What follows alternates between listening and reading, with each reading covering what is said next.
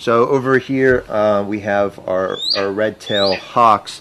We have Frank and Wanda. Wanda's laying down and Frank is standing beside her. The red-tailed hawks are the counterparts of the great horned owls, and a lot of people don't realize that there's a balance between our nocturnal and our diurnal, which means our birds of prey that are active during the daytime.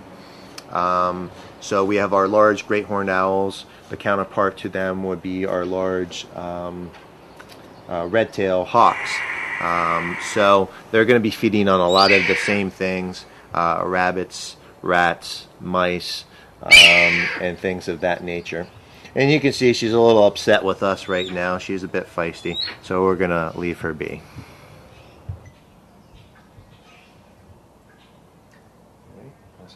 So here we have our peregrine falcon, Perry, and these are the fastest animals in the world.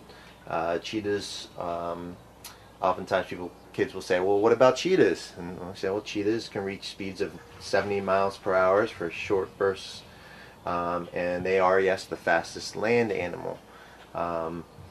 Peregrine falcons, the way they hunt is they go high up into the sky, and when they see prey animals such as a pigeon or dove, they will go into a dive where they tuck the wings in, and the body reaches speeds of over 200 miles per hour. And then they'll take their feet and they'll ball up their toes and give the prey a little punch. And 200 miles per hour, a little tap is certainly going to cause either death or broken bones to that bird.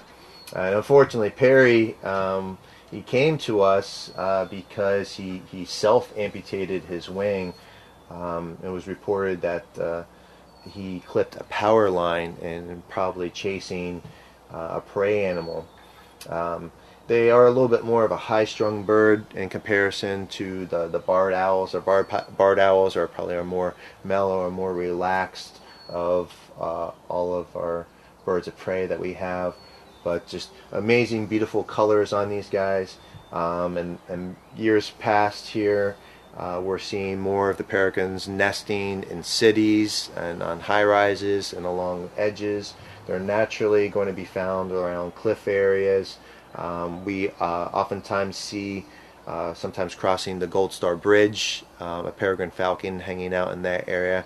So it's always good to keep an eye out around there. And last year I spotted him probably about half a dozen times, the one around that area. But again, just one of our many beautiful birds that we have here.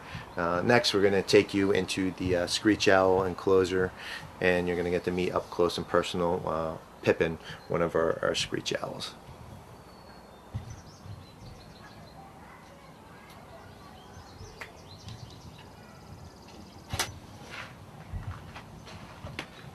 Alright, so here we have one of our screech owls. This is Pippin, and the first thing people always say, oh, look at the baby owl. Well, he's not a baby, he's a full-grown adult screech owl. They are our second smallest owl found in Connecticut. The first would be the saw-whet owl, and the saw-whet's going to be roughly the size of a soda can. Again, very similar characteristics of the great horn. They have those ear tufts sticking up. Again, we don't see that in all of our birds of prey. These guys are what we call cavity nesters. They're going to find holes in trees to make their nests in. They're notorious for being messy home keepers, where oftentimes you'll find leftover mice and carcasses. And they're interesting as well because in the wintertime, if they come across an area where they're catching a lot of mice, they'll actually store and keep some for when it's a little bit harder to find mice, and to thaw them out, they'll lay on them and warm them up so they're not eating a frozen meal. But what's interesting about Pippin is he's blind. It's hard to see, but his pupils are fully dilated, and that's the black part of his eyes. We only see a little bit of that yellow or gold, where right now we should see a lot of that yellow and gold and just a little bit of the black. So he definitely wouldn't be able to survive very long in the wild. Number one, because he would probably injure himself in the flying into things, or he would also become prey to other animals. And screech owls are oftentimes eaten by some of the large owls as well, but also in the daytime they would be picked off by some of the hawks as well. Now, another comment people always make with the screech owl is, "Oh, he's so cute, I want to have one." And what people need to recognize is that our songbirds, from our robins to our owls, our hawks, and our eagles, they are all protected animals. Right? You have to have special permits from the U.S. Fish and Wildlife and the state of Connecticut and DEP to even have these birds in your possession. Even the wing and skull that I showed you earlier, you have to have permits for. You cannot just pick up a feather on the ground, and if it belongs to a bird of prey, to have that in your possession as well. So you need to be careful about that. Pippin has been with us for many years, and you can tell from his calm demeanor that he's one of our birds that we take out and we use on educational programs. We love bringing out the birds. They grab people's attention. They're so fascinating with all their adaptations.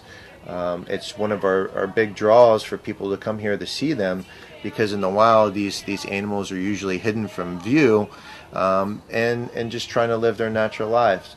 But again, anytime we have an injured bird or snake or frog, one of our missions is to try to get them back into the wild. Right? We don't like to keep things that should be in the wild, and that goes for this spring, when we have a lot of babies being born, whether it's songbirds or squirrels or bunnies.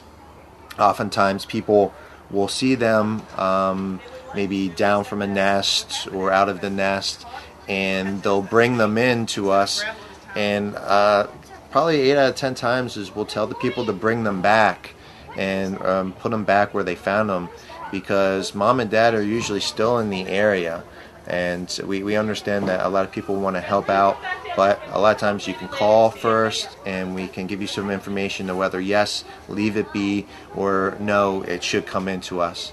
Because mom and dad are always going to be the best ones to care for those animals. They're going to be able to do it much better than we are. And so we want to be able to keep them out there and to keep the populations the way they should be.